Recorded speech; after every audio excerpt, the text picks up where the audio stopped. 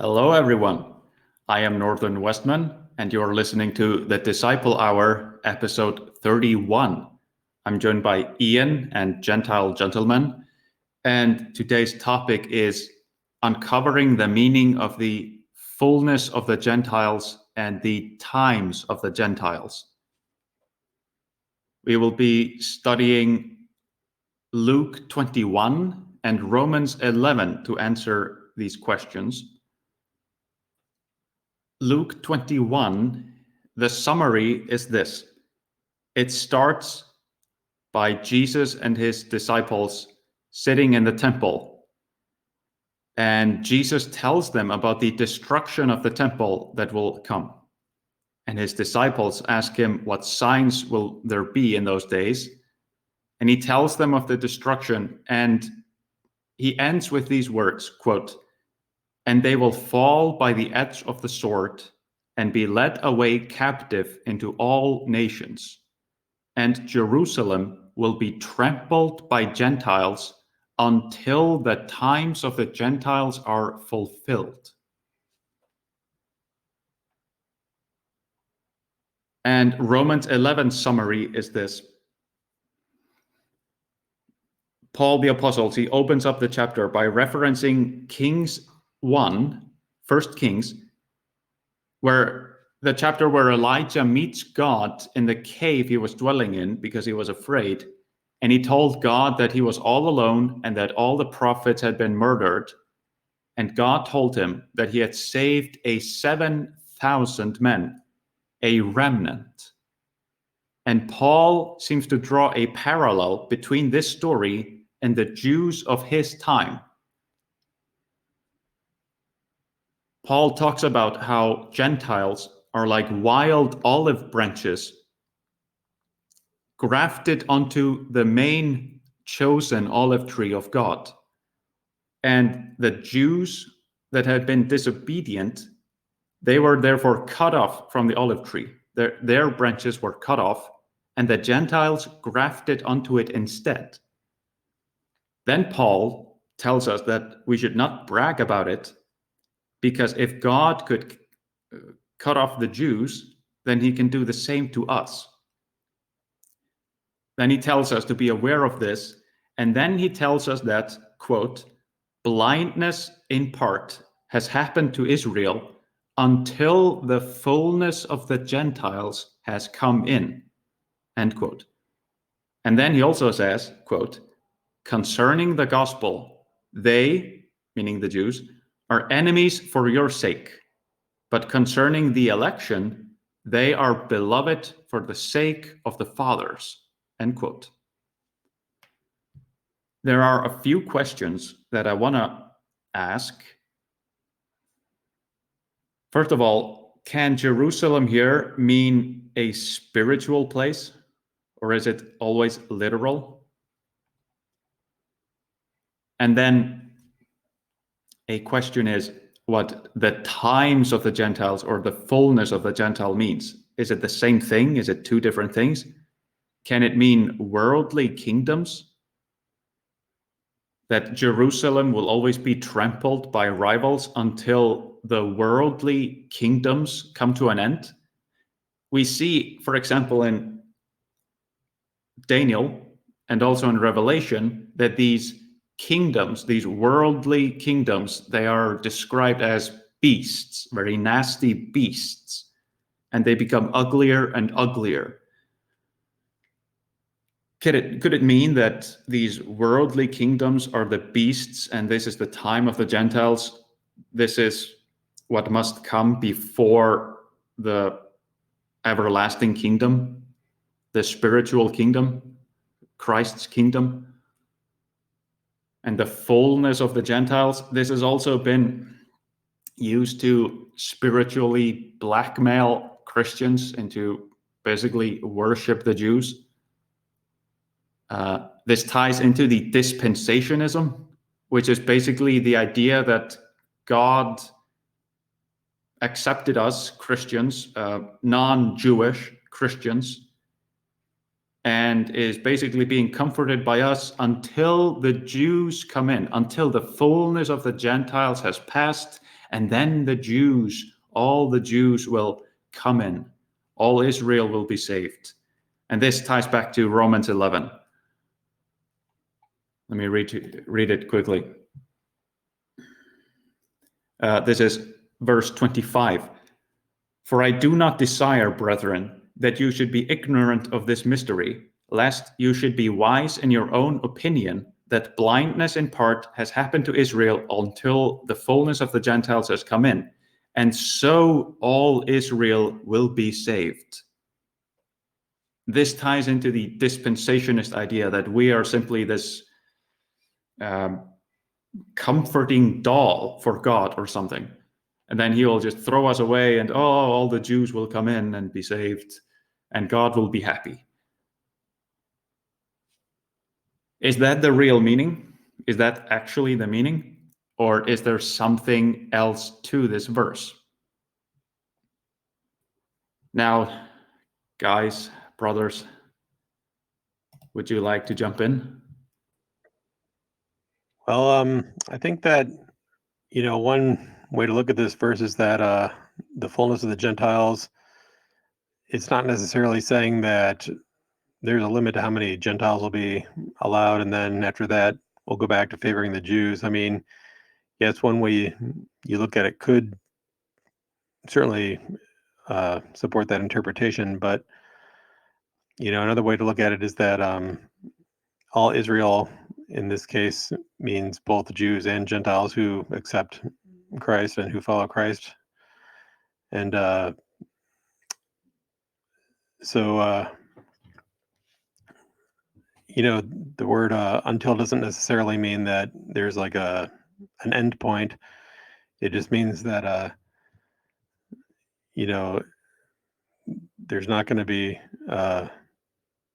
that there'll be Jews and Gentiles alike who come to Christ and who fulfill his, who accept his promise, who accept his salvation through faith. And, if you look at the way words, the fullness, the way the Greek is used, it can mean like fulfillment, or just fullness in general. So, I mean, I think it's really just a warning to his fellow Jews not to get arrogant, because your race, your ethnicity is not going to save you in itself. It's got to be faith alone. And so, in some parts of this passage, he's saying that you should be thankful that the Jews fell away, so that you may partake of the covenant as well to the Gentiles. But in that sense, it was good that many of the Jews had their hearts hardened and did not receive him as the Messiah. And now, as many people can come to Christ as possible. Right. The idea that the Jews had to fall in order for the Gentiles to be saved. And it's pretty interesting here. Again, in Romans 11, verse 13, it says, For I speak to you, Gentiles, inasmuch as I am an apostle to the Gentiles, I magnify my ministry, if by any means I may provoke to jealousy those who are my flesh, and save some of them. For if their being cast away is the reconciling of the world, what will their acceptance be but life from the dead? Superficially, on the surface, it really does seem like he's saying, it was such a blessing that they fell away, that they were cast away and fell. But it will be an even greater blessing when they accept Christ, when they come to Christ. It seems to all revolve about the Jews. But Gentile, you had an interesting take on this, that really the Jews are important only because of the promises made to, for example, King David and Abraham, for example. Yeah, exactly. I was definitely going to go into that. And yeah, it's something that a lot of Christians kind of miss, is, they'll read chapters in the New Testament later in the Bible, and it'll reference the Jews. And so they assume that the Jews themselves are automatically important. But we have to remember that God is fulfilling promises to David, to Jacob, and to Abraham. He made very specific promises to these men, and most of them revolved around their descendants. Some of them revolved around them in their own lives, but the majority of them revolved around their descendants. God made future promises. And so the Jews, during the time of the Romans, when this is happening and when these sermons are being given, yeah, he's referencing the Jews because they are the descendants of these men, the descendants of David in particular in this case. What makes the tribe of Judah particularly important is promises made to David. And so all of their importance revolves around David. David is the key to why God cares about them, why God has worked so closely with them versus other tribes of Israel, at that time. And so it's not so much that the Jews are important, it's that David was promised that the king would come from his line, and Jesus did. So it's only natural that being raised and growing up in that tribe, he would preach to them first. And they would have the first opportunity as descendants of David, as his people, his kingdom. They would have the first chance to come to God, to be that first fruit, the first harvesting. And some of them did. We know that, all of Christ's early apostles and his early followers were, of the tribe of Judah. And then Roman citizens and other peoples from other areas started to follow as the disciples and the apostles went out and did their missions, especially the apostle Paul. But we also have to remember that the majority of the Jews rejected him and today still reject him. And on an ethnic basis, they still reject him because, well, he didn't agree with Judaism, and so therefore I can't possibly follow him. He can't be the Messiah because he's not here giving Israel military and economic power in the present day, and that's what we believe the Messiah is. They're rejecting him off this personal ethnic basis. And that is something that's going to, that's going to have to be paid for. And they're going to have to either give that up in order to follow him and come to God, or they're going to hold on to it to the end. And obviously, God will judge how he judges. And, actually, right after the verse that you were reading in Romans 11:16, the very next verse, it says, "For if the first fruit be holy, the lump is also holy. And if the root be holy, so are the branches." So even if you think of the Jews as the first fruits, the first harvesting, they had the first opportunity to come to God and to follow Jesus, the first opportunity to be martyrs and to, to be persecuted for his name. But everyone who comes after them in the lump is also holy.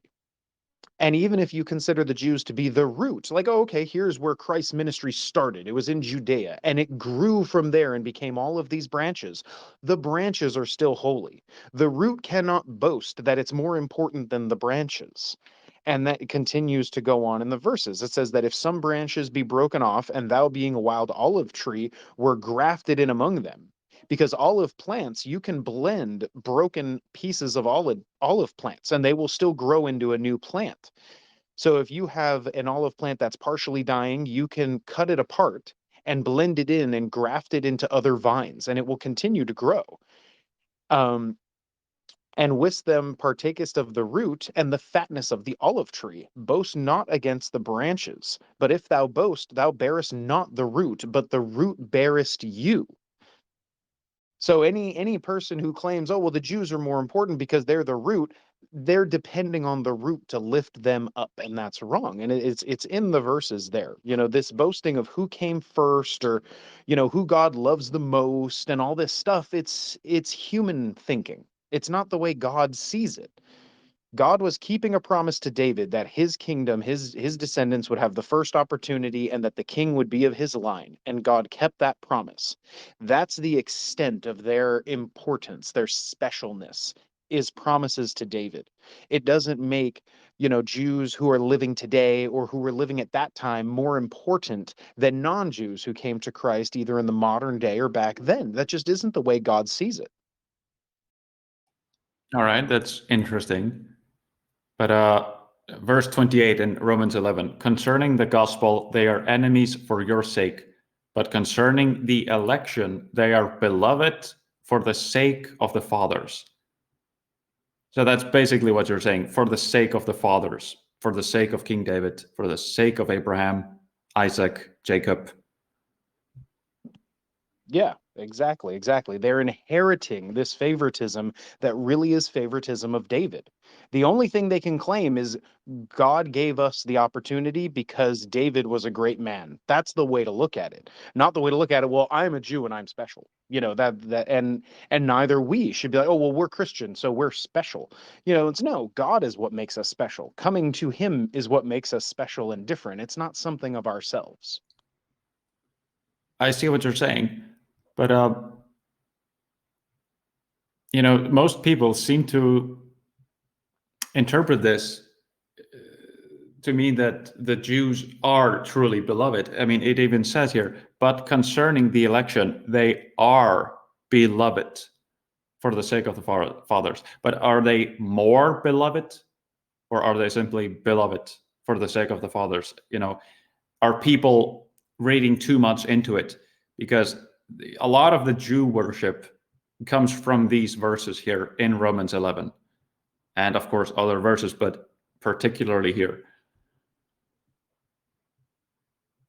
I'm just trying to, I should have stated it at the very beginning of the episode. We do not pretend to have all the answers. I mean, this is one of those questions that theologians and pastors can argue about ad infinitum. And it's just one of those verses that is so difficult to interpret and understand fully. Yeah, I mean, I would actually just keep reading. This chapter is very interesting because you're right. It kind of seesaws. It goes back and forth. So, like you just read, they are beloved for the Father's sake. And it's, the next couple verses, for the gifts of the calling of God are without repentance. For as ye in times past have not believed in God, yet have now obtained mercy through their unbelief. So what he's saying there is like the Gentiles didn't know the one true God. The Romans, the Greeks, the the Nordic peoples had their faiths. Asiatic peoples had their different religions and gods they worshipped. The Indians and the Egyptians, obviously. So yeah, in times past, the Jews believed in the one true God, but now they're rejecting Christ. And all of these other people who did not believe in the one true God before are accepting Christ. And even so have these also now not believed, that through your mercy they also may obtain mercy. For God hath concluded them all in unbelief, that he might have mercy upon all. And so he takes away the distinction there. He says, yeah, the Jews, they've been believing in the one true God all along, but now the Messiah is standing in front of them and they reject him. And you have not been believing in the one true God all this time, but when Jesus came, you heard his call. So he's breaking down everyone has suffered from this plague of unbelief. It's just happened at different times and in different places. So God considers all of them to be in unbelief until they come to Christ. He immediately removes the distinction. So yeah, you can say for the sake of the election they are favored, but God makes sure to remove any distinction that anyone might be able to claim and to boast. He always makes sure to follow it up. Chantal, do you think this prophecy has not yet been fulfilled about the destruction of Jerusalem? Because, I mean, there was the destruction of the temple in 70 AD, and some people believe that it was fulfilled back then. Right. Well, but we do have to remember that destruction by the Romans happened before the time of Jesus. Jesus says, if you destroy this temple, I'll rebuild it in 3 days. And the Jews talk about it having to be rebuilt over such a long period of time. Obviously, he was talking about his own body, but Jesus Mhm. tells his disciples in the future that they're, like you're going to go into in a bit, that Jerusalem will be trampled under the feet of Gentiles. And you can try to claim that that was the Romans at the time, but the Romans were already there. Why would they be prophesying about something that was happening as they're saying this? Judea Well, is a vassal of Rome at this time.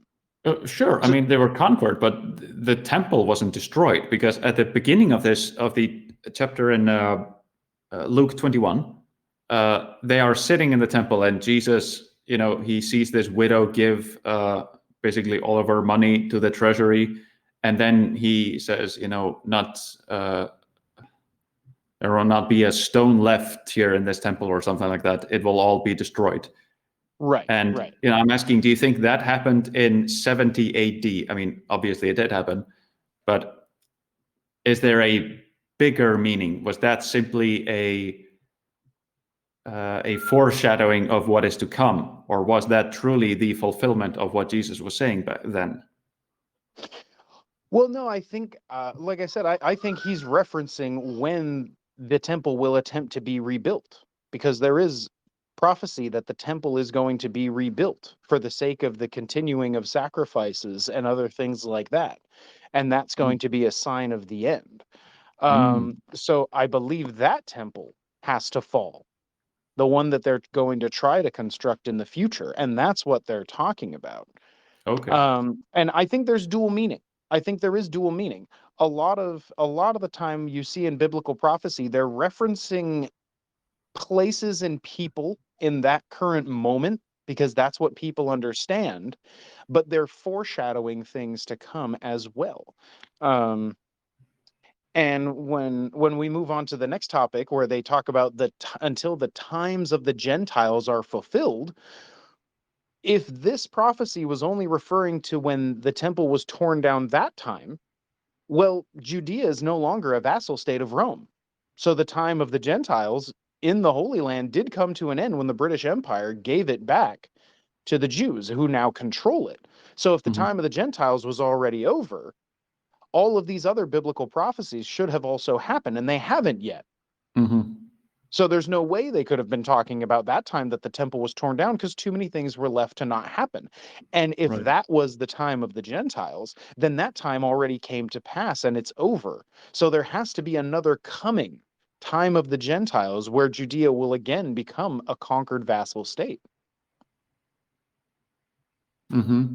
It's very interesting. I mean, most people are very historically illiterate, and they think that the restoration of Israel was simply happening for the first time in 1948. But Right. that's actually wrong. It happened in I can't remember the date, during the Crusades. The Catholic Church, the Knights Templars, they conquered Israel, and they governed the land of Israel for 100 years, longer than the modern state of Israel has existed.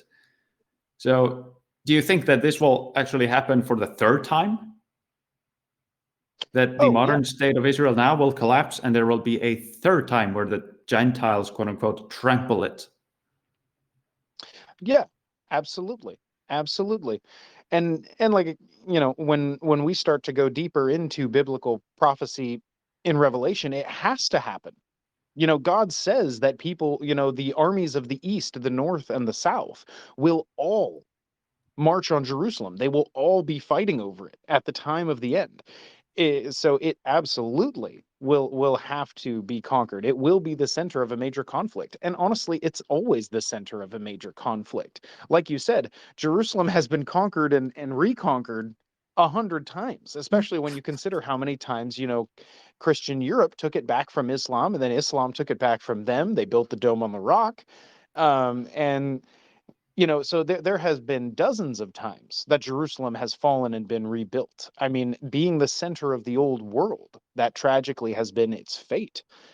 Um, and like I was talking about before we started the podcast, I'll go ahead and bring it up now. When you look at all of the prophecies of Revelation that Jesus says, a lot of them mirror the prophecies of Daniel. Daniel talked about certain topics Jesus didn't, because they had already come to pass, like you mentioned about, the beast, the beasts of the earth, and how they change, the leopard, the lion, and they come together as a major beast power in end time prophecy. We get that from the book of Daniel, but we get a lot more from the book of Daniel. The book of Daniel very clearly lays out which kingdoms will attack which. and which countries will be conquered by a so-called king in the north after he defeats a king in the south. And then Jesus, in his, speakings and sermons of Revelation, he says that after that, a major army from the east will then make a move on Jerusalem as well. And when you combine these prophecies and you look at them all together, it paints this whole world picture where there will be a time when at least three major empires conflict over the land of Israel. And it will be ruled over by the king of the north for a period. And then his time will come to an end. He will be defeated.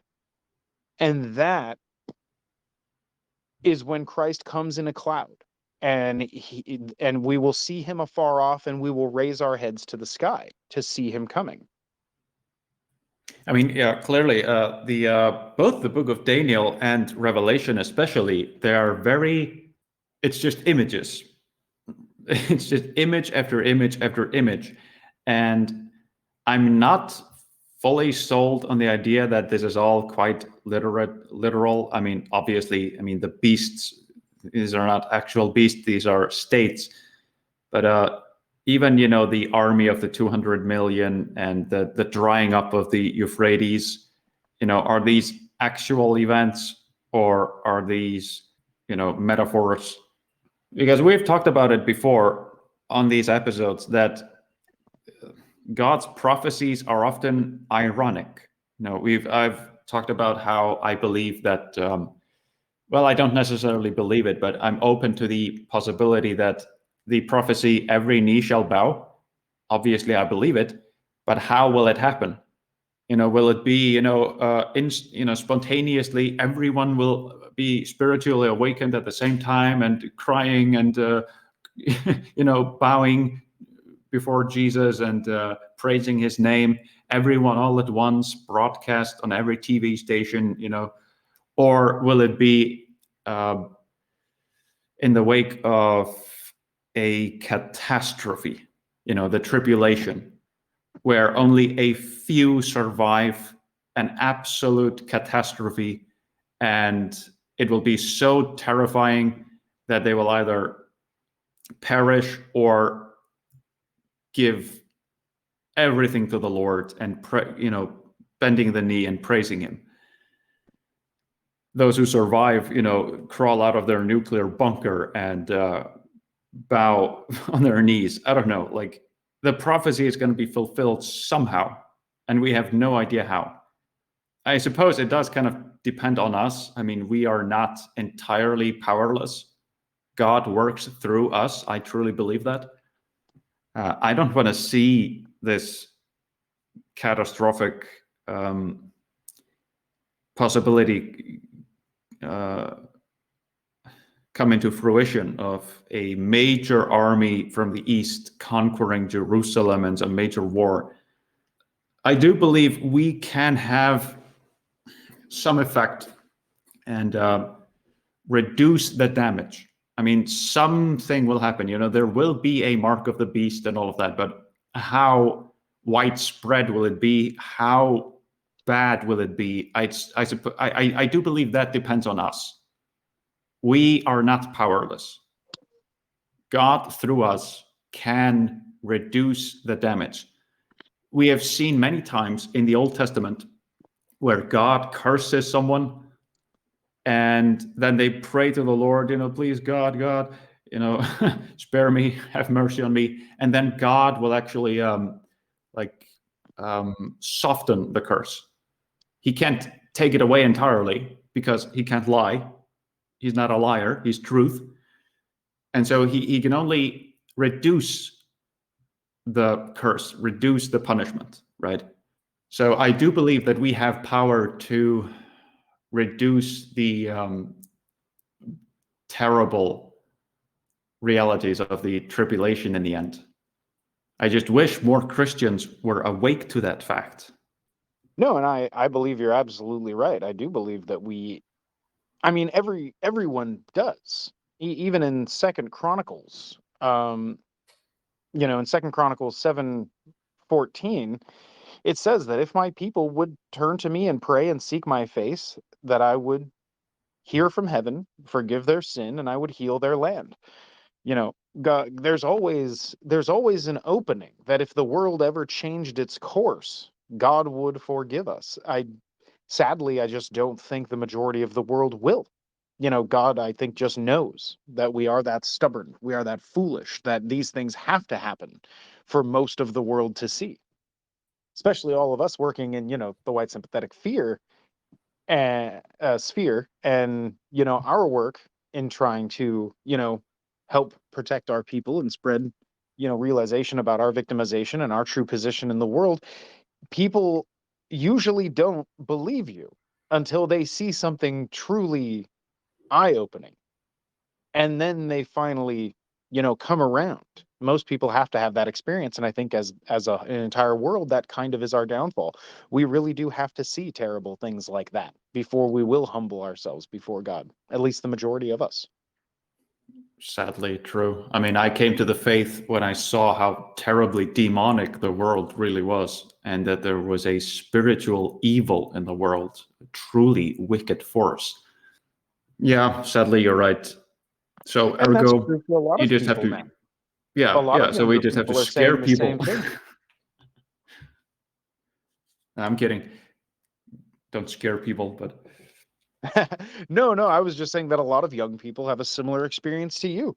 They slowly over time started to notice, like, these award shows really are demonic ceremonies. They aren't even hiding it anymore. They dress like Satan, they dress like demons, and they turn the lights down to red, and they shoot flames up and stuff. Like, they aren't even hiding it anymore. So a lot of young people are having your similar experience where they're truly seeing, like, okay, yeah, there is some kind of a spiritual thing at work here. If all these so-called atheist people who don't believe in higher powers and stuff, why are they always dabbling and playing with demonic imagery and symbols? Like, why is this happening? I think a lot of people are waking up to that.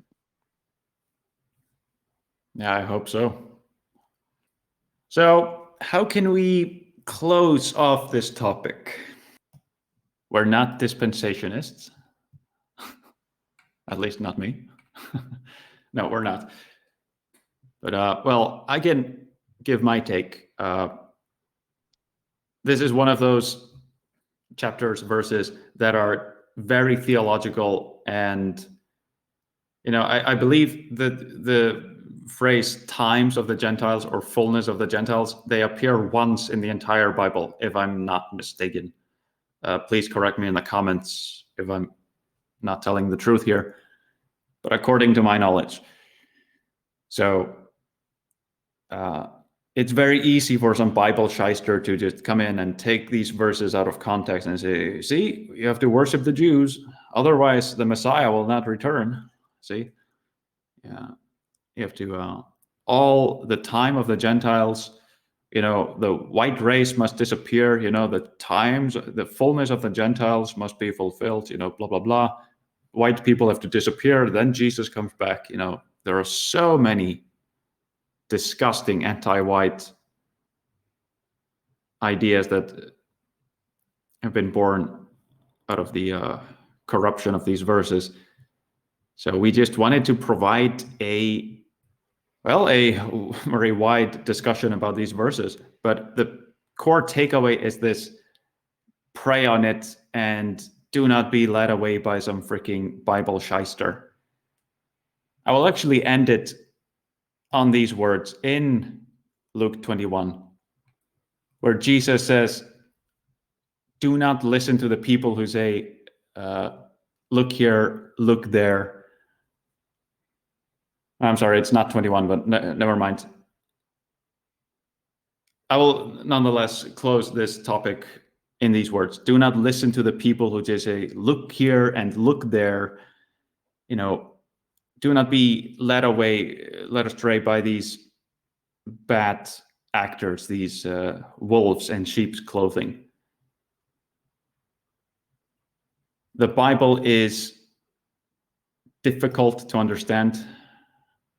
It's a large tome of theological text, of